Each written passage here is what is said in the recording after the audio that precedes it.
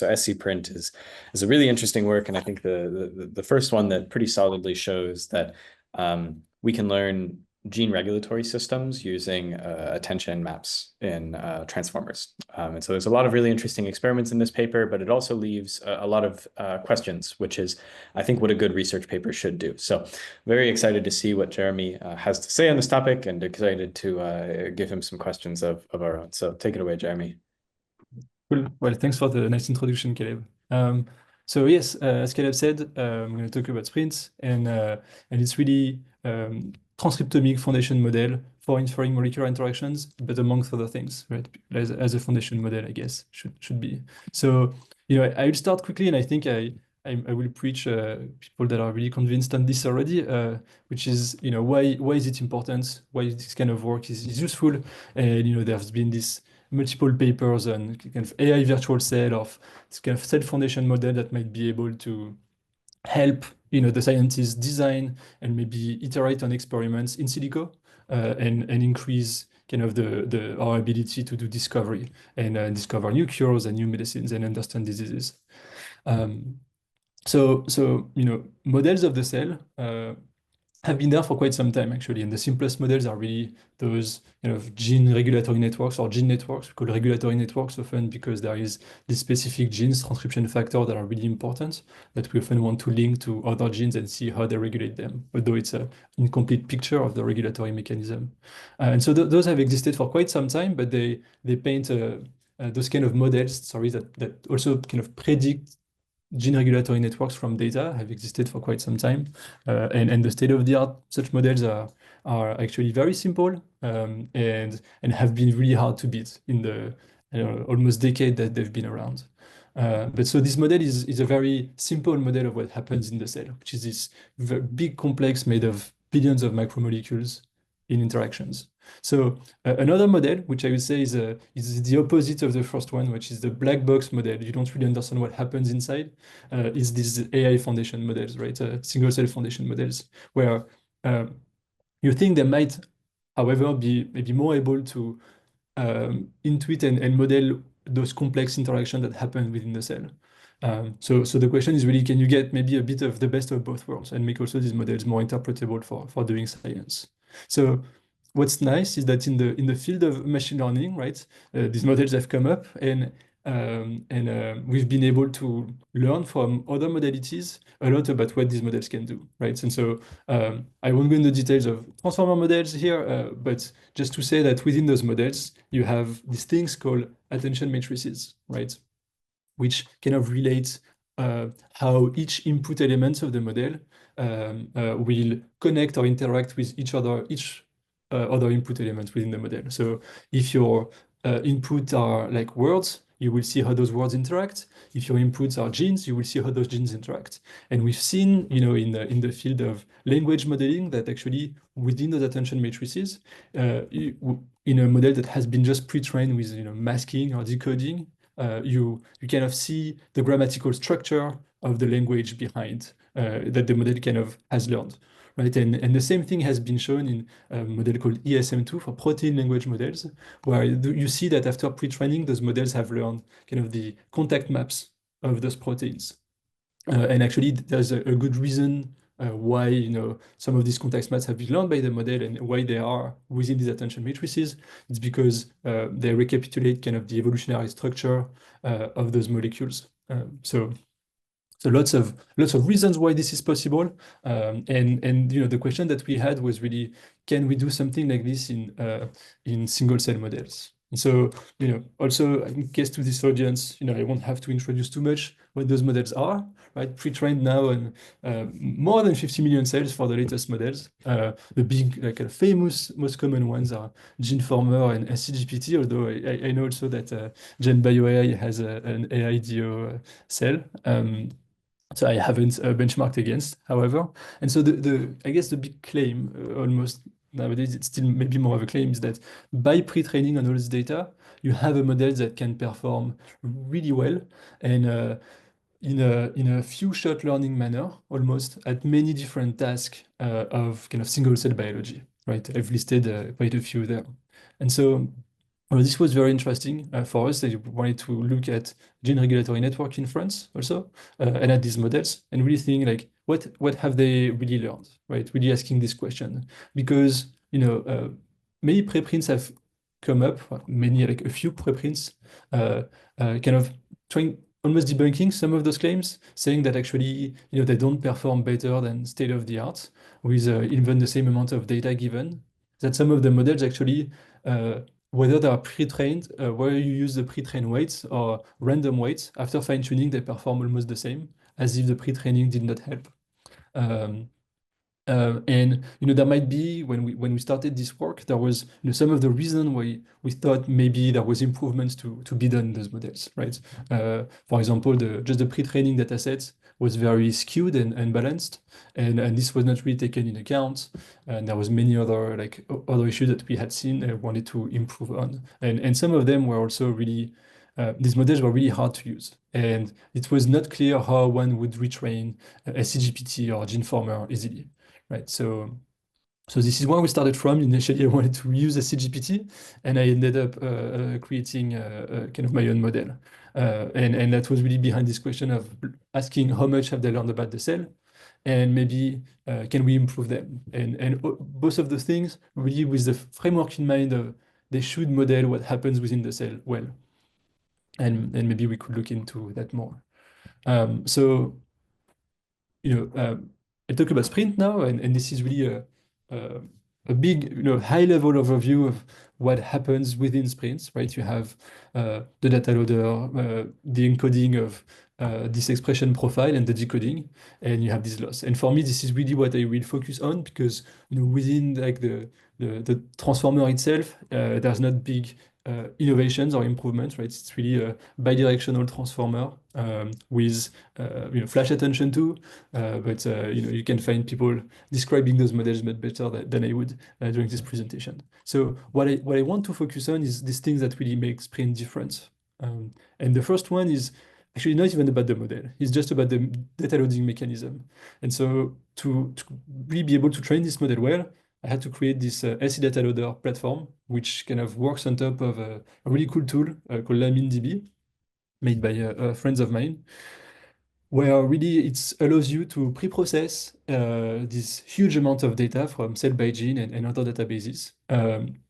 And also do a weighted random sampling on. Basically, because this data is skewed, you want to do random sampling, but weight this random sampling by sampling rare cells that you would almost never see, or if you don't do that, to kind of debias the model towards those cell types and tissues that are very common in our data. And we've shown that this really helps the model train also much faster than it would otherwise, and reach better accuracy in quite a few metrics.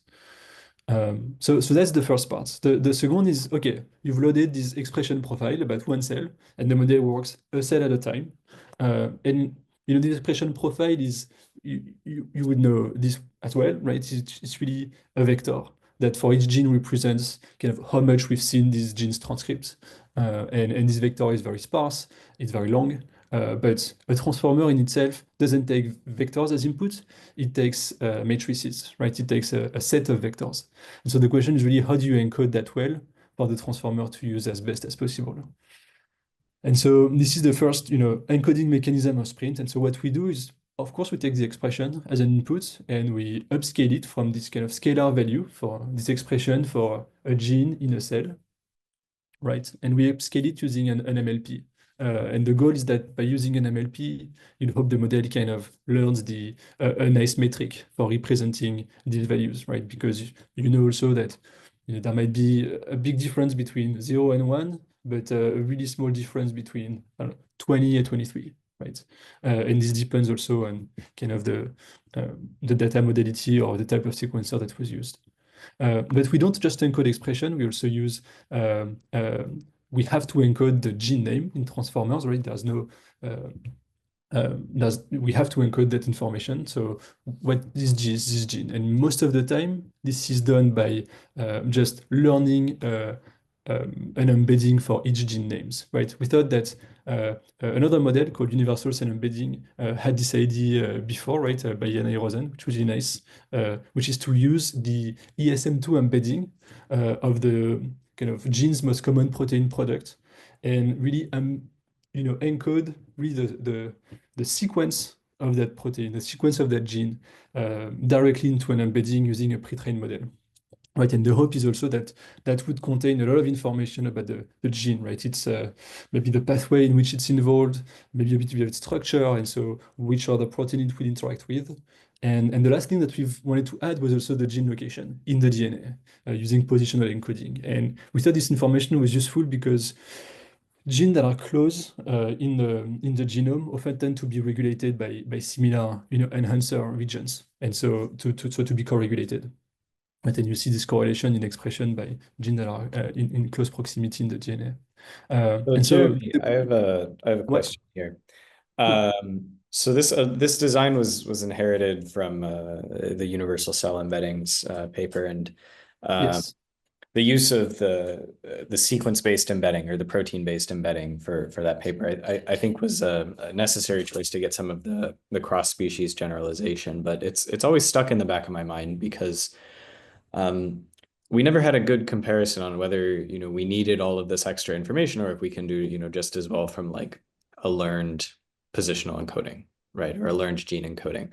And so because this mostly works on human cells, I didn't see any experiments that used any other organism. Were there ablations on this? I think I'm just wondering, right? There's a lot Yeah. of intuition going into, the use of the gene location and the use of the protein sequence here as being beneficial. Yeah, so actually there was, and it's in the supplementary material of the paper. So I've also it's true that I think at the end there is no. I maybe there was some mouse data in one of the tests. Actually I don't even remember. There was quite a few data sets used. I think there was a mouse actually in the gene network inference. By the way, many models I could not compare with because it was mouse data. So for me, it's just a question of being able to generalize better.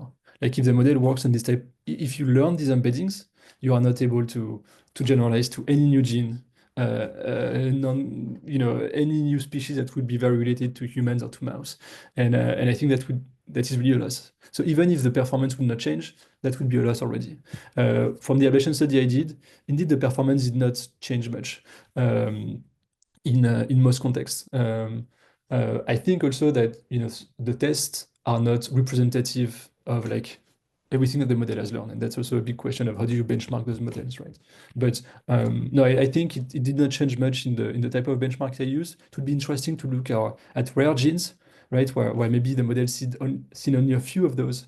And in this context, I think maybe you would see that using ESM2 embedding worked better than learning them because they would be already almost random still. All right. Thanks. Um, Yeah. I actually Cool. have So, also a couple of right. questions as well while we're here. I think one of the parts in the ablation study that you had in supplement, which I'm very interested to hear more, was whether to keep the embeddings frozen or allow the model to also update the gene embeddings. And the claim was that learning the gene embeddings do, improve model performance. Can you like little bit like expand upon that? There wasn't a lot on the paper of how much of a difference, beside obviously the table in supplementary material, on how much do you gain by allowing the model to learn to update basically ESM2 embeddings, whereas freezing them. So that's question number Uh, one. Well, it worked a bit better. I had basically, I had doing the evaluation study stuff. I have many models for which you have to test. So I couldn't say I've explored them a ton, right? I'm also just a sole developer, but just from the results I had and the result I've shown in the supplementary materials, it's mostly what I looked at, to be honest. So yes, it worked a bit better, and for a new preprint that should come out soon, I tried to find solutions to these issues. Try to make it take the best of both worlds and being able to fine tune and still or to update those embeddings, but still keep the ability of ESM2 to be very general. And so the second question is, in the paper, you learned independent embeddings for, the molecular representations from ESM2, which you're just getting it from the model, location, expression, you just add them up, right? Ouais. So why did you choose to learn them independently and then add them up as opposed to concatenating them and jointly learning the representation using MLP? You mean concatenating expression and to the the molecular embedding, maybe? Um, so it's a good question. To me, I guess it's just a design choice. I could do as well of doing that. I think, at some point, there was many possibilities, many choices that one has to make when building those models.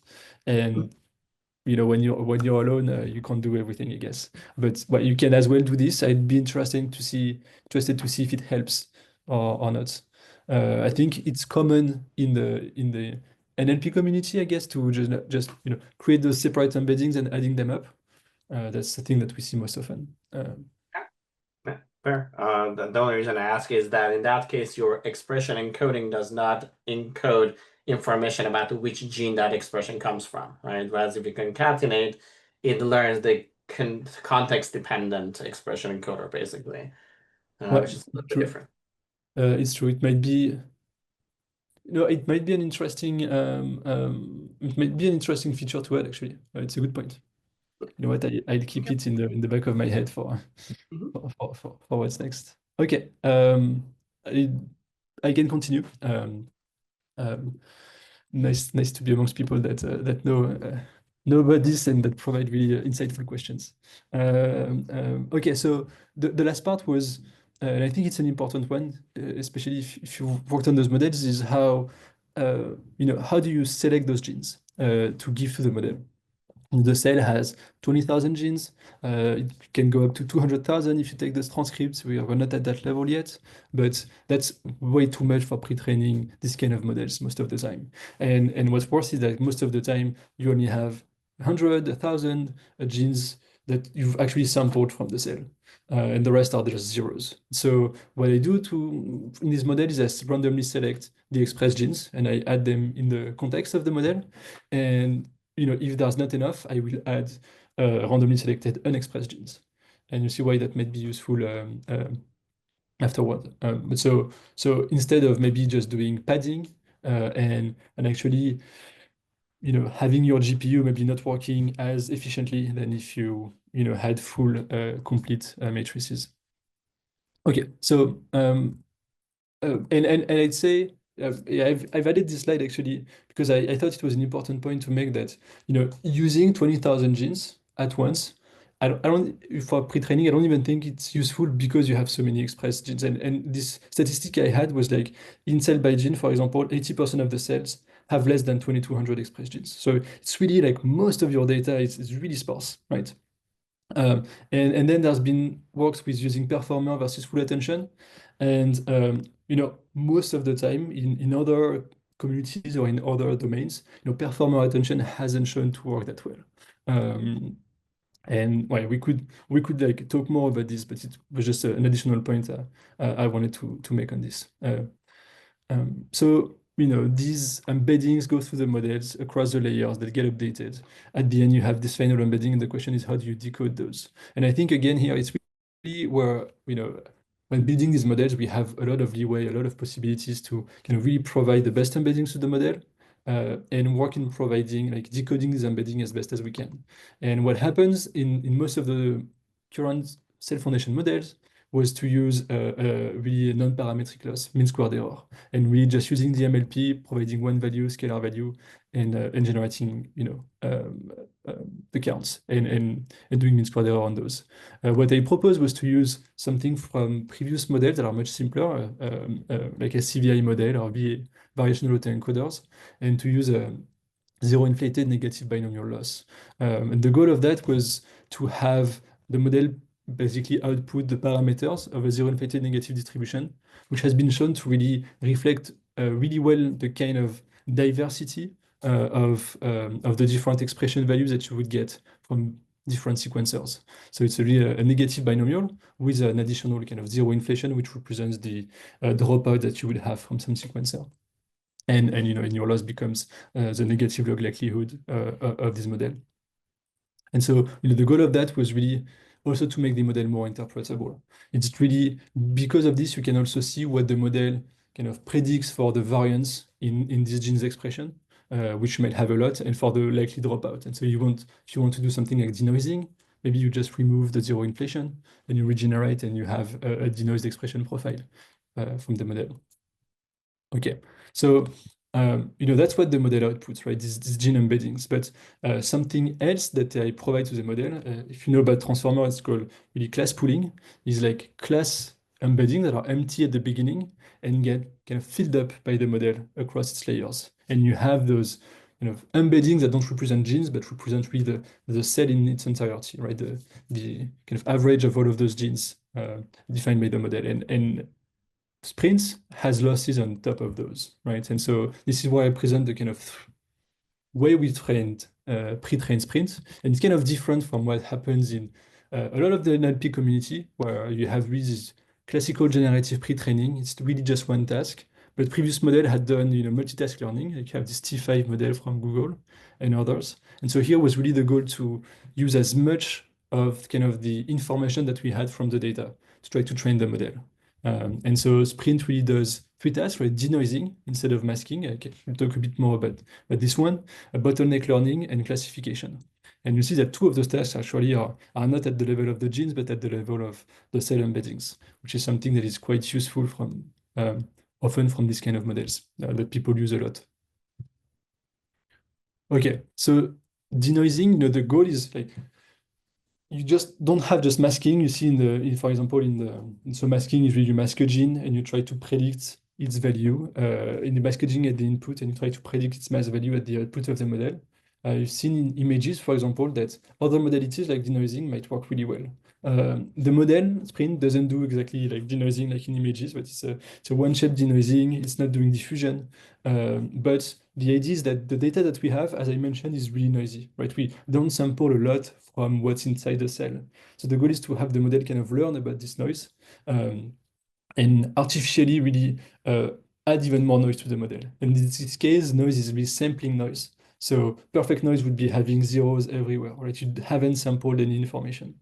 And so really artificially remove information, remove expression, remove counts from those cells and ask the model to predict back those counts. Really, kind of the goal was to have the model look at every gene to predict every other gene and to really be able to sample everything, whereas kind of the initial notion was that with masking, the model will only kind of look at those masked genes and don't really think about how to update the unmasked genes representations. Cool. So that's the first task. The second one is it's called bottleneck learning, and if you've worked on single cell data, that's really what VA do, right? What they do.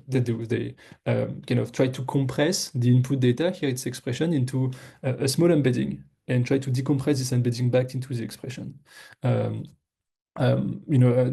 model, CGPT had this kind of idea of doing a very simple version of that and learning a cell representation with this gene cell product. Here we really have the auto-encoding full-on mechanism, where really Sprint takes the expression profile as input with the gene names and the gene location, and then compress it into this cell embedding. But how do we make sure that this cell embedding contains information?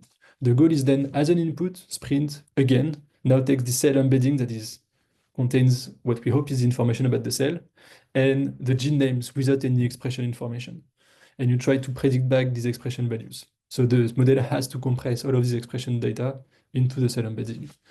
And the goal also is that the hope was that by having to compress informations, like what has been shown in VAs, the model has to kind of look at genes that kind of are co-expressed or vary in the same way or are part of the same pathway, and has to really compress these informations together and maybe learn better about kind of these groups of genes or these clusters of genes. Sorry, quick question. Is G here embedding coming from ASM2 directly, and then you're learning to C? Okay. So you're not modifying it, you take basically that, and then you do the pooled being your placeholder for cell embedding in the basically transformer being your C. Is that correct? Exactly. Yes.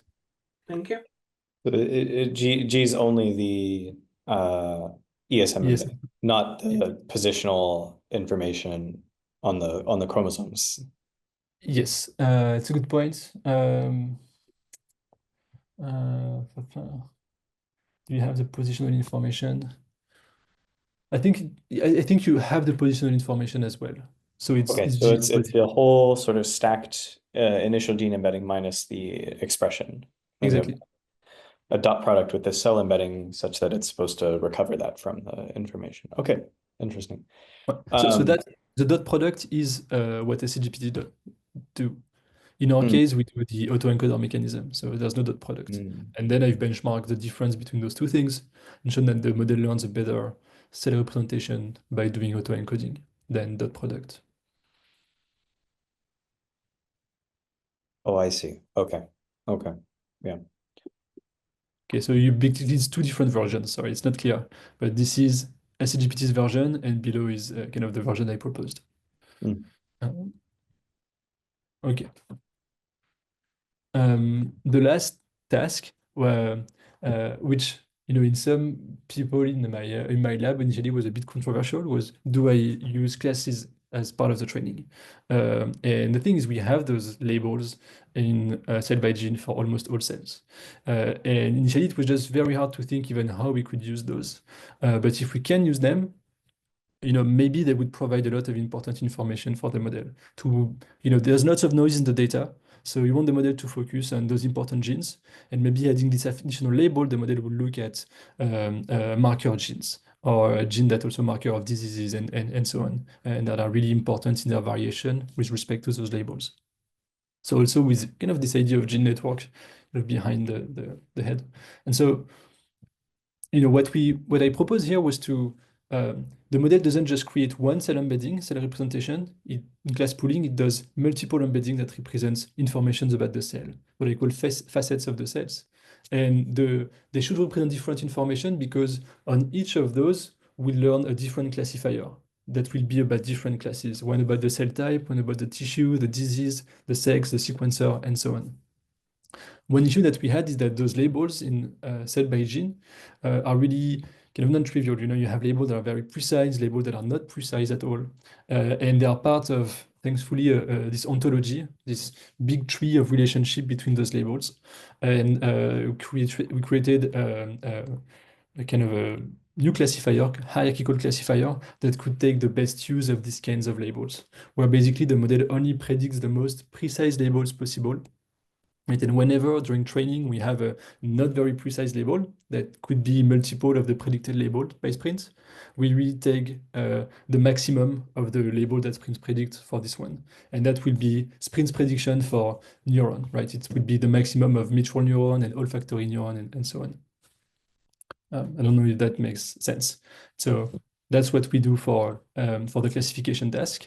And yeah, so that's basically the end of you then train SPRINT on these 50 million cells. There are multiple sizes. I think here I will present with SPRINT with size 100 million parameters.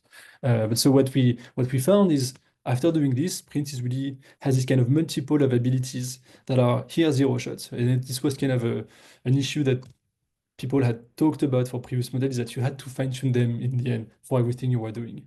Right, and kind of we wanted this foundation model to be able to do these things de novo almost, right? That would be very useful. And so, that's all of the tasks that SPRINT can do. I talk about these deconvolved embeddings because you can generate embedding that should represent a lot of information about the cell type and not a lot of information about the sequencer, because we don't learn to predict sequencer from this embedding, and an embedding that should contain a lot of information about the sequencer and not the cell type. And so you can just use the cell type embedding, let's say, to try to remove the sequencer information. Or maybe you can even do vector arithmetics and try to see what comes up. And it's something that I haven't explored at all in the model. So I won't talk more about this.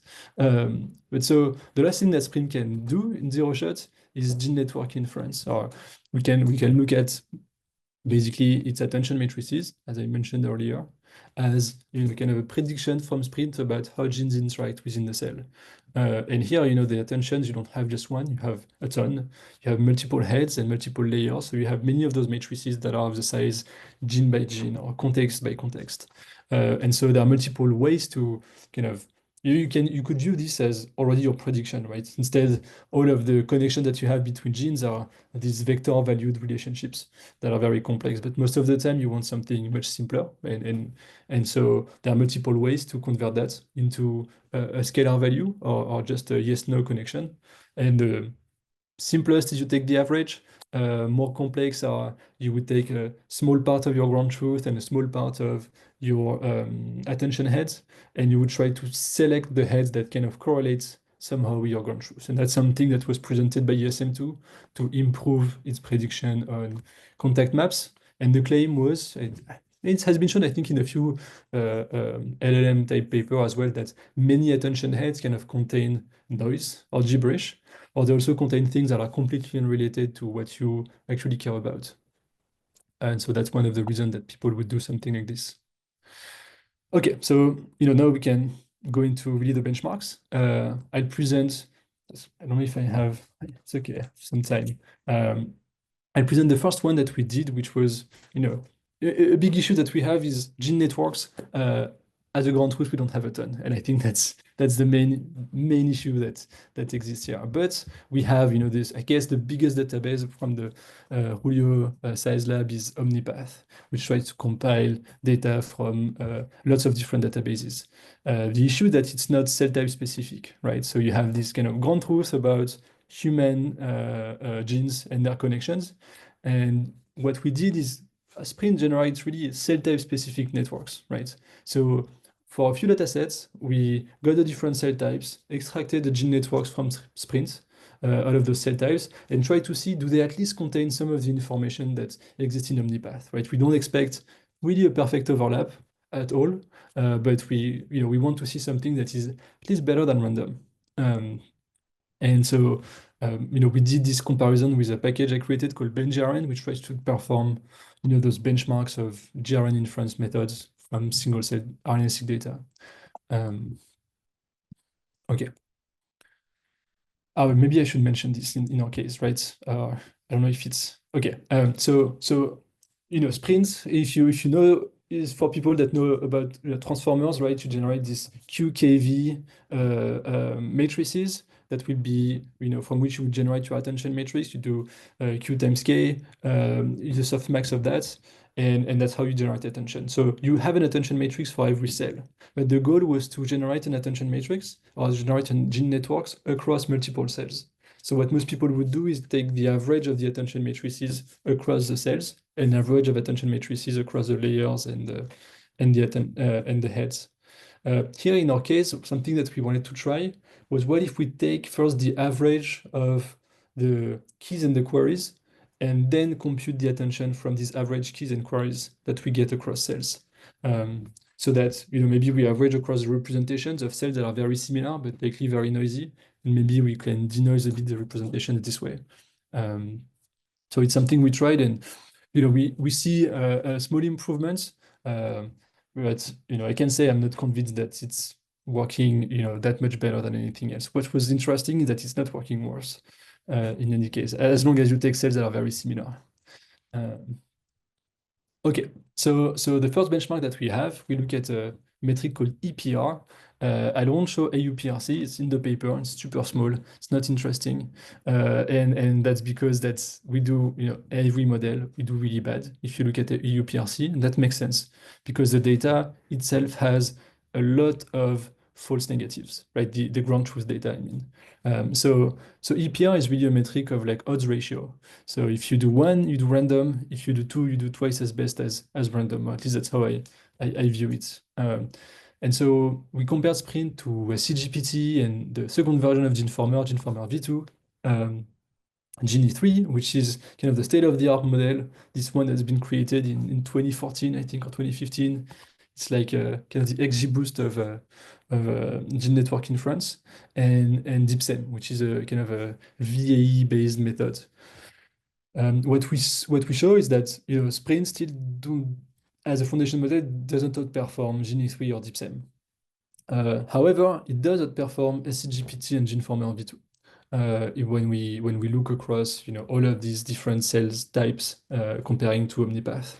And when we tried these things of selecting the heads, we did that for one one cell type, basically one gene network inferred from one cell type, and we selected a set of heads that were kind of correlating well with OmniPath on a small, say it was 20%, 25% of the heads of the part of the heads of OmniPath.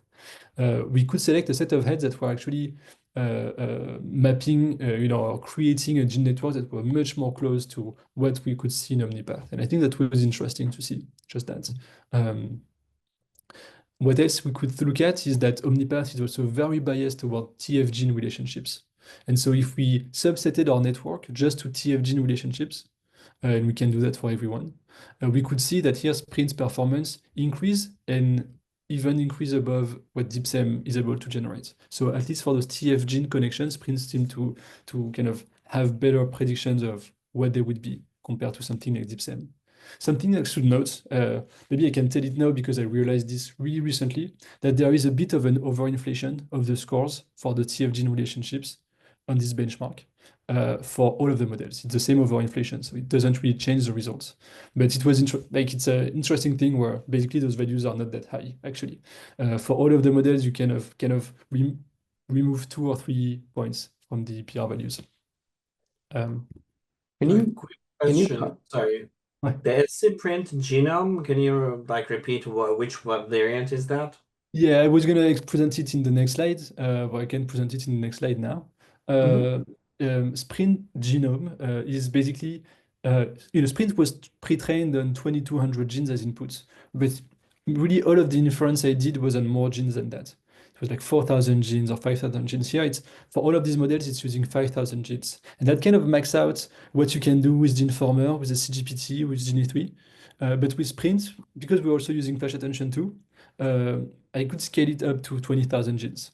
And because I was doing this QK, averaging over the QKs, I also had this mechanism for getting basically a much better memory footprint from generating a gene network that is like 400 million values.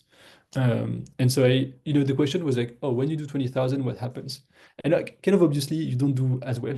And that's because you increase even more the number of false negatives you get from your ground truth. You get to those genes that are kind of rare and no one knows anything about their connections. But what's interesting though, is that when you look at other metrics which don't have this bias, like the transcription factor enrichment in your data, or the enrichments of transcription factor to target gene links from a database called ENCODE, there these models kind of increased in performance over everything else. Initially, I was like, well, that's amazing. Actually, there is a reason why the performance increased, and that's because just you have more genes, and so you have kind of the p-value that you get from these enrichment measures is more likely to increase over statistical significance. So it's really not that it's not an issue per se, it's more that you are not able to see this as well for the sprint that just have 5,000 genes because they don't have enough genes. And when you have a lot of genes, you really see that the models kind of still tend to more often select target genes than non-target genes, which we won't see as well if you only had less genes. So am I interpreting this right, that by default the models that are working on a smaller set of genes are assigning false negatives because they can't capture? No, it's more that because you don't have enough genes, your enrichment analysis, it doesn't pass the p-value threshold that I set. Right? And so I mark them as false, right? Because it's a really a statistical measure. So I could describe further a bit. Now I've kind of described what these metrics were. I was surprised in some things. For example, the cell type was the marker gene, the enrichment for marker genes. Like you'd hope that those marker genes that are markers of cell types, when the network is made from these cell types, would be maybe more connected to other genes, right? And scGPT did really well in this context. Gene3 as well. Sprints did okay, did a bit better when you selected OmniPath heads. So something to note. And what was interesting is for the ENCODE TF target enrichment links, their sprint was quite better than the other models, especially GeneFormer v2 and scGPT did super poorly there. So, another like question is with this type of head selection that you did you see any quantitative differences in earlier layers versus late layers in terms of type of interactions getting Yeah, captured in, let's say, a more coarse grain, fine grain type as you go in different layers? yes, actually, and actually that might also explain some of the results that you see here. For example, for scGPT, the way they said they were generating their gene networks were by using I think the last two layers of the models. Mm-hmm. In my case, when I do just print, I select all of the layers. If I want to select the last two, in some metrics I do a bit better, in some metrics I do a bit worse. So the selection of heads is it's something that's kind of important. I'd say if you select the last layers, maybe you would have a tendency to have a gene that I don't know. I don't know even if that's true actually. So what I'd say is oftentimes selecting the last layers was the best selection. I'd say 80% of the time you would be better at selecting the last two layers than taking everything, right? Mm, I still took everything for sprint because I didn't really had a good reason why taking the last layers would make sense. And that's it. I see. And do Uh, you see a lot of overlaps among the similarity of, let's say, the attentions being very similar and overlapping across different layers? Or they seem to be truly disentangled from each other?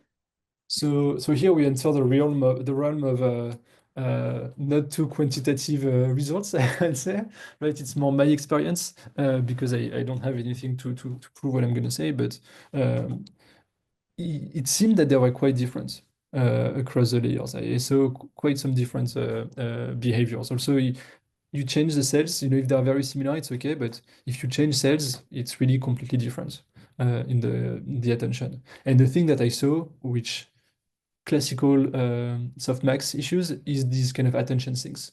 You have kind of genes that took most of the attention from many, many other genes in I see. some heads, in some layers. And those genes are not the same at the different heads and at the different layers. But you had really a lot of heads where you had those attention sinks. And that's really an I issue. see. When you take the average of our multiple cells and the average of the QKs, right, and you take the average of other heads and so on, you really decrease these attention sinks. You get something that is much more smooth, but still, Mhm. right, seeing the attention sink at the beginning, you're like, yeah, I would prefer not to not to see those, I guess, but it's hard then to um, say if it's an issue, a bug, or a feature, say, of those models. Thank you. Um, awesome. So you know what I want? Wait, wait, it's this one now. So the issue we had with the previous benchmark was that the ground truths are not cell type specific. They are really like very general stuff. What was nice is we had something that was much less biased toward what people had studied, which is genome-wide perturb-seq dataset. Dataset where you really use CRISPR-Cas9 to remove a gene from the cell and you see the phenotypic effect of that, really the effect on the expression level in the cell for all of the genes in the genome. Actually, it's 8,000 genes, most of the expressed genes in this cell. Um, and that from that, you can generate kind of a gene network where gene that change in expression when you removed one gene you say they are connected to that gene. And that's a very, coarse grain kind of measure. And there's many issues behind that, but that's still something you could use. And what was interesting is using this as kind of a ground truth and repeating almost the same experiments. We got very similar results. Sprint was outperforming scGPT and GeneFormer. It was outperforming DeepSem as well. But Genie3 was still better. And now, if you did the same approach and selected genome-wide perturb-6, the heads from a bit of the genome-wide perturb-6 data, you could select a set of heads that seem to correlate better with this data. Yeah, I'd say there is also this issue where selecting omnipath's heads didn't seem to improve the model much. When kind of intuition I got behind that was when I tried to see how much omnipath itself, just using omnipath as a ground truth, would predict genome-wide perturb-6, and just the overlap between those two datasets are tiny in terms of what they think should be connected. And so that might be a good explanation in itself. Although what I can say is, now is almost a year later. After this paper got published, I did quite a few things. And this kind of performances I've shown, I was able to improve them by quite some margin. And I found some models where selecting omnipathous heads actually did not decrease the performance. And you found heads that were still correlating or predicting well genome-wide perturb-seq. So I'd say take this result with a grain of sand in kind of is omnipath heads selection really decreasing the performance? So is it just you selected those heads which worked well with omnipath but not the other? And if you change a bit how you select them, if you select maybe a bit more, it changes this quite some these results. Okay. So Jeremy, So we have a question asking you to compare and contrast the method scenic with Genie 3, which, if I'm remembering right, scenic is actually built on Genie 3. yeah. So But it's actually maybe in terms of the resulting networks. yeah, well, it's a good question. I got it quite a few times actually. Yeah, so Genie basically it's GRN Boost 2, which is very similar in behavior to Genie 3, which is used in Scenic. And Scenic is really you do that and then you apply some filtering, right? You filter based on known ground truth, how genes might be close to nearby enhancers which contain marks, transcription factor binding sites of the transcription factor you think about. And so the thing is, right, if I were to use Scenic, it's basically using Genie 3 and adding on top the kind of data that I used as a benchmark, right? So it's not something you want to do. And if I were doing it, I would do it for Genie 3, for DeepSem, and for everyone else, right? So it's something that you can apply to any gene network prediction model. And actually, if I were to do this, you would see the performance plummet in some contexts and increase in some others, where you have more overlap with, the ground truth that you use overlaps with the filtering mechanism that also you used from the scenic part. So that's why we did not use scenic. And well, but if people want to, you can basically take scenic and use SPRINT's gene networks and kind of remove things based on the same approach that scenic used. If I wouldn't do it in most contexts, actually, if I were a computational biologist. Okay, so that actually brings me to this final issue, right? That's these benchmarks are tough. I knew it from starting the PhD. Gene regulatory network in France, it's a tough business. You don't have a lot of ground truth, and I really think I did as best as I could on this. And if I see better benchmarks in the future, I'd be really happy to use those as well. But still, it's quite scarce. So to me, there was this notion of if the model learned a good gene network, it should be able to perform well on all of these additional tasks that we use it for. And maybe if you fine-tune it, it should do really well also in this fine-tuning. Although in this paper, a bit purposefully, I did not do any fine-tuning. And so I added this kind of gymnasium of additional tasks and looked at what the model was doing in those tasks. And obviously, the tasks for which the model has been trained for, right? Otherwise, you would have to do some fine-tuning to perform on those. And the first one was denoising, right? Because of this training, SPRINT is able to kind of perform some denoising of the data. Here I compared it with state-of-the-art methods, and I did it really kind of following what was presented in the open problems benchmarks. And I did that for all of the ground truths I've used, and all of the benchmarks. And so what you see here is really how much you've improved how much you've denoised the data as a kind of percentage point. What I do is I take the single cell RNA-seq data set that's not part of the validation or train task, and I remove the counts in a similar way, a bit similar way to what I did for the pre-training. And I then try to ask the model to predict back those counts. And the classical methods that exist are KNN smoothing and MAGIC, which basically perform similar things of smoothing the data based on a nearest neighbors approach and taking weighted average over the nearest neighbors of the cells. And you can see MAGIC, as it's kind of known, performs a bit better than KNN smoothing. And that SPRINT doesn't outperform those benchmarks. However, SPRINT does not use any information about the neighboring cells, right? It doesn't perform this kind of smoothing, knowing the other cells in the expression space in the dataset that you have.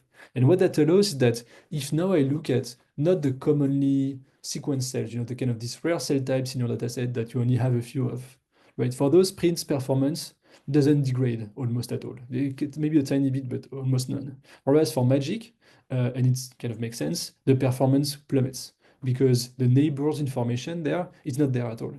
Right, and so it's not able to denoise the data. What I claim is that you only want to do denoising in the context in low data regimes, right? Otherwise, of course, you can just take the average expression, but you want to do this when you don't have data. So it's really why you want to benchmark those models. And actually, again, I won't spoil too much, but in newer versions of sprints that should come up soon, actually we beat magic in all contexts. Okay, so then there is the batch effect correction, right? Or how good of an embedding do you create? And the common benchmark for this on open problem is the batch effect correction thing. And there I was really able to compare sprint to many models. Just because I did not run these benchmarks on these models, I just took the values that were on open problems. What I ran were SC Foundation, GeneFormer v2, scGPT, and SOC. And unintegrated is just doing some kind of a PCA to create an embedding. And obviously, I did not fine-tune GeneFormer and scGPT. The goal was to see, did they at least learn something meaningful by default? And they did not, clearly. Whereas SC Foundation, interestingly, did. And it learned actually something that is in very similar way, very similar type of embedding to sprints. Performance are super close.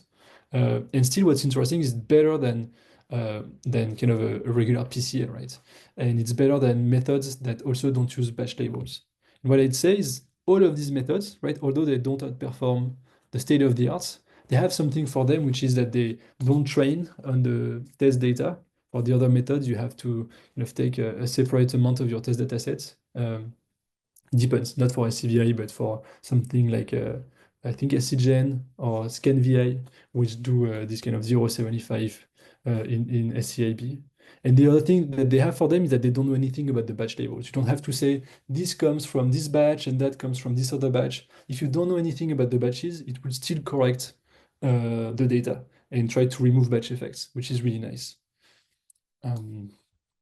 Okay, and something that was interesting that I found out recently, that open problems completely changed their benchmarks recently, and that no models now do 0.75.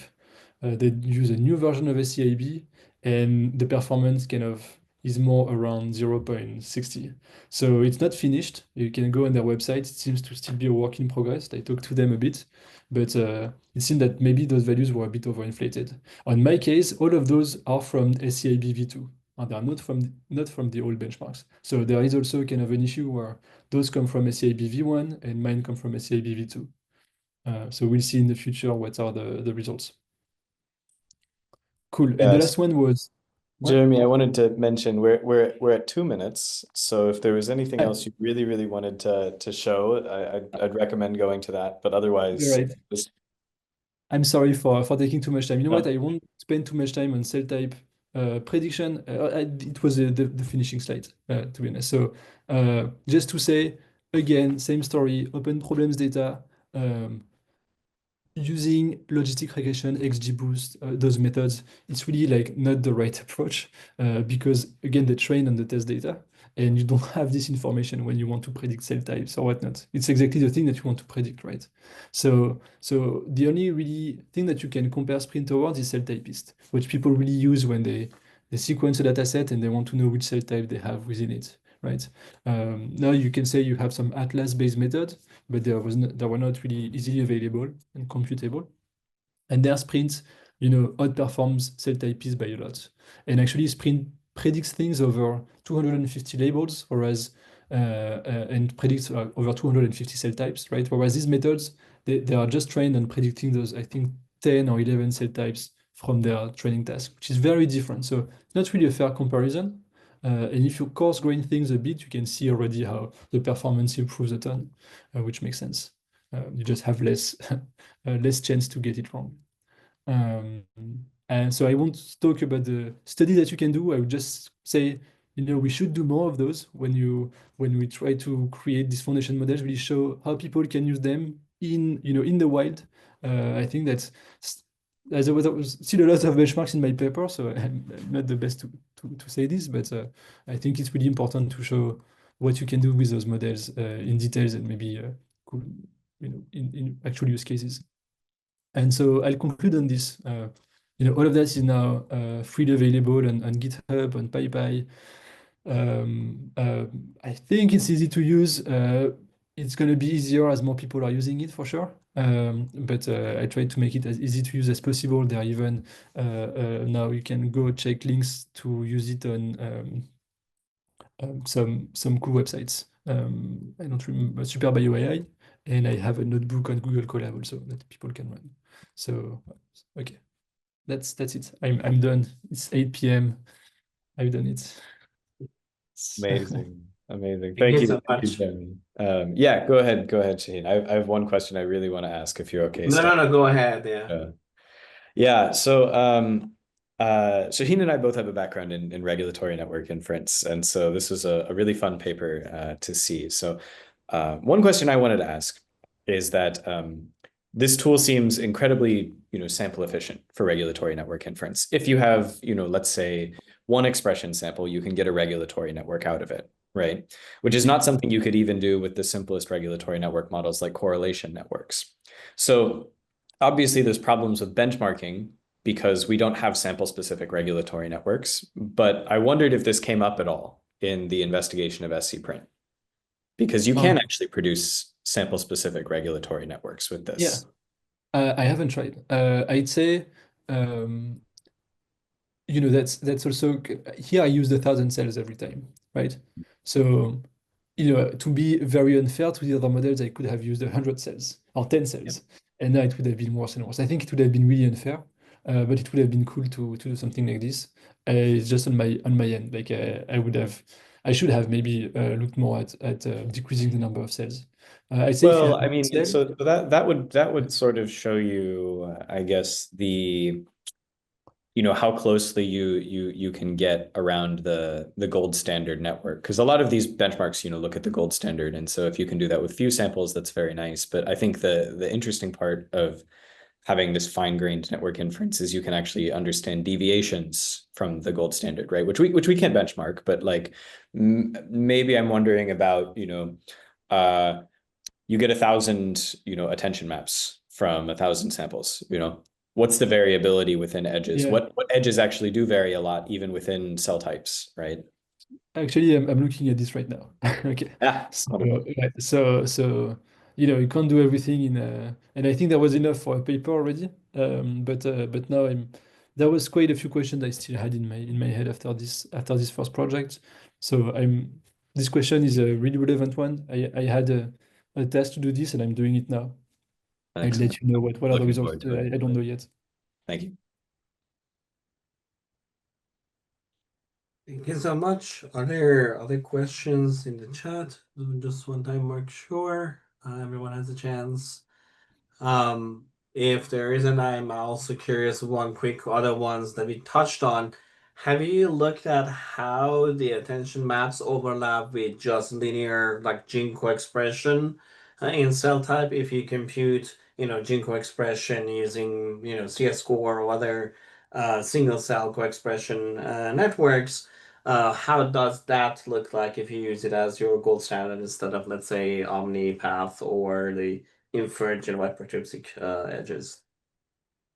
You know what? I had that in the back of my head a few times, but it's not in my to-do list, and I will add it because I think it's a really important question too. What I'd say is I've seen a few methods where they take the output embedding and they use that to generate a kind of a gene network. The input embedding, if those models are trained the way they are, it should just contain information about expression. So these are, if they work okay with gene network inference, it's just because they are like basically co-expression matrices. So just it's a note on that where I really think that in some of those benchmarks that people did, there was a big bias towards co-expression data. Yeah. I'd say, if it was really just co-expression also, I would have expected the marker gene benchmark to be better for sprint than True. they were. But something to look at. Yeah. Very true. So we have a couple questions from the audience, and I'm going to go through at least a couple, and then maybe they'll have to follow up offline for the rest. But the first one is that the current design provides a cell embedding directly, but also many people have tried things like attention pooling to get strategies, right? Or even mean pooling is probably the simplest thing you can do. So I was wondering, or the question says. Have you tried this type of attention pooling, and is there any difference between the two types of embeddings on downstream tasks? So you mean mean pooling of the output embeddings, right? Not of the attention. Uh, sure. Yeah. So pooling Right. across genes, like yeah. Maybe we can consider just different pooling strategies versus the inference of a cell embedding directly. Right. So I tried. It's not great.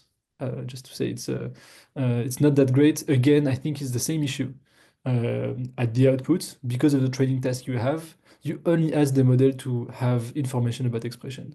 The model doesn't has no goal to. It's not like for LLMs where at the output you try to predict the words. Here you just try to predict expression.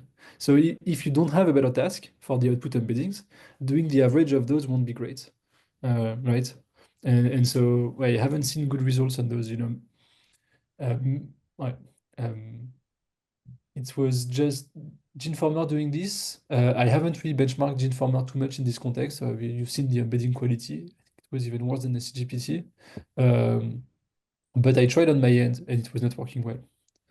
And again, it's something I hope in the next few days there might be something online, but where I try to make some improvement because I'm not really happy with what those models are able to do still now on generating embeddings. I mean, still quite good. Or you can see the embeddings I have here across multiple species and cell types. Still nice. I think you can do even better on the benchmarks. Yeah. Okay, so we have a couple more questions, mainly on the stability of training and the effect of batch size on it. So more practical implementation details. I was wondering if you had any commentary on that. Yes, I have some information on that. So all of the information is in the paper, I guess. For me, I use a batch size of 64. If you use a bigger batch size, you get I haven't seen like big changes in performance. One thing that happens is that with my method, weighted random sampling, the model doesn't even see all of the cells in the entire dataset. Like I think the number of cells it sees, like it stops, it reaches validation after seeing I don't know how many, like 30 million cells or something like that. So what's interesting is like adding more cells, and I think that's because a lot of those cells are just the same stuff. The data diversity is not huge. Doesn't help the model a ton. You can increase your batch size, and just by doing that in a way you would get at better, longer training and you would see more cells. But in the end, the performance of the model is not changing much, which I think is interesting. Like if you select your cells well, you don't have to, do your epochs over the entirety of the cell by gene data sets. It doesn't help the model, right? So data diversity is an issue, clearly still in our field. Yeah. And then the last question, just so you don't get an email after this, add this here. So somebody's mentioned that the model converges at around 500 steps at 5 epochs, it looks like from the training curve, but it's evaluated on a checkpoint from greater than 20 epochs out. They're wondering if you had tried evaluating on the checkpoint that seems to have converged, or if the effect of sort of training past convergence is important. Maybe it's an issue on my end. Maybe it's something I haven't shared well, so I'd be happy to receive an email and to Okay. discuss about this. The model has not been trained for 5 epochs. It's 20 plus epochs. And so I don't know where this 5 epochs comes from. I mean, I've released like with the weights and biases logs to really be super transparent with the trainings, but there is lots of models actually I put, I think, in the logs, and that might be confusing. So no, the models I used is trained on 20 or so, maybe 25 epochs. Yeah, that's Yeah. what also they're saying, that the results were presented for more than 20 epochs, but the logs seem to have converged already after 5 epochs.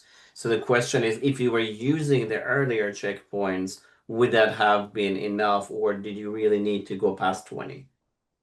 I don't think they've converged by 5 epochs. I can check again, but really, I had a pretty strict stopping mechanism, early stopping mechanism, where I think if the loss increased more than twice, validation loss increased more than twice, the model would stop training.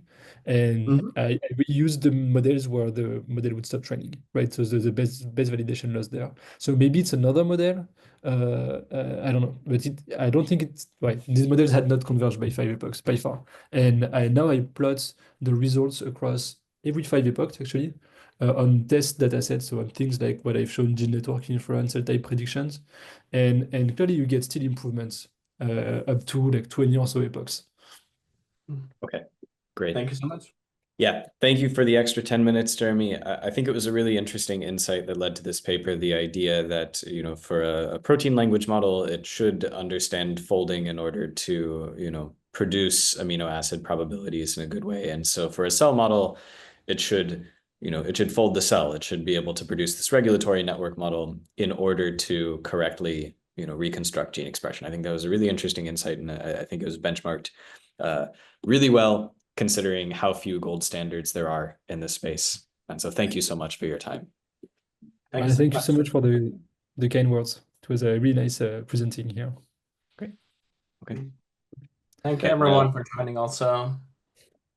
yeah, thank you. And we'll see you next time. Have a good one, everyone.